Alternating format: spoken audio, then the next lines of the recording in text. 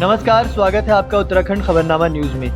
पूर्व मुख्यमंत्री हरीश रावत और भाजपा के प्रदेश अध्यक्ष बंशीधर भगत के बीच जुबानी जंग तेज हो गई है। दोनों नेता एक दूसरे पर जोरदार हमला कर रहे हैं। हरीश रावत ने बंशीधर भगत पर तंज कसा कि बंशीधर भगत रामलीला में पाठ तो दशरथ के करते हैं मगर वो संवाद रावण के बोलते हैं। यही नहीं, हरीश रावत ने बंशीधर भगत के द्वारा दी गई पश्चाताप करने की सलाह पर पलटवार करते हुए आगामी 2022 में कांग्रेस को सत्ता में वापस लाकर पश्चाताप करने की बात कही है। हरीश रावत ने कहा कि रामपुर तिराहा कांड में भाजपा के पास माफी मांगने के अलावा कुछ नहीं बचा है। भाजपा को देखना चाहिए कि रामपुर तिराहा कांड में तत्कालीन किस मंत्री के सचिव का नाम सामने आया है। इसके बाद भाजपा रामपुर तिराहा कांड पर बात करने भाजपा की कमियों और गलतियों की लंबी फहरिस्त है। वहीं स्केप चैनल के मुद्दे पर बोलते हुए हरीश रावत का कहना है कि उस समय जनहित को देखते हुए गंगा को स्केप चैनल घोषित किया गया था।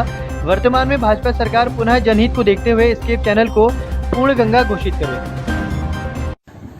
भाजपा अध्यक्ष बंशीधर भगत जी रामलीला में दशरथ का पाठ करते हैं मगर बहुधा संवाद रावण वाले भूल जाते हैं।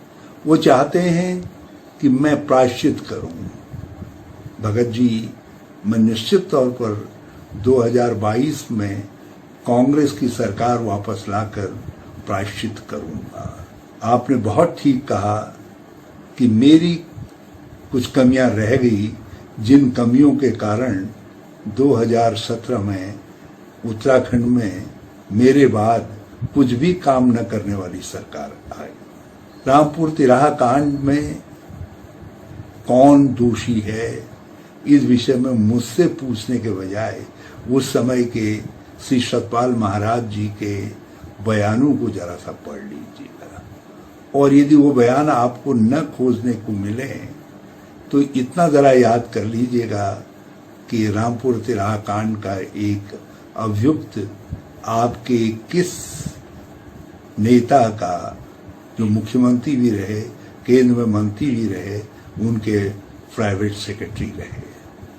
और जिस दिन आप इस सत्य को खोज लेंगे तो फिर रामपुर तिराहा कांड में भाजपा की भूमिका के लिए आपके पास माफी मांगने के अलावा कोई रास्ता नहीं रहेगा। आप मुझसे कहते हैं कि केंद्रीय मंत्री के रूप में क्या किया। मैं तो जमरानी को नेशनल प्रोजेक्ट के रूप में इस राज्य को दे करके गया, मगर आपके नाम राशि जब वहां से नेता बने तो उन्होंने HMT को, जो हमारी शान थी, उसको बंद करवा दिया। IDPL जो हमारी शान थी उसको बंद करवा दिया। बस्ता बड़ा लंबा है आपकी पार्टी के और आपके नेताओं के कुछ न करने का। तो आगे जितना खुलवाओगे उतना खुलता जाएगा।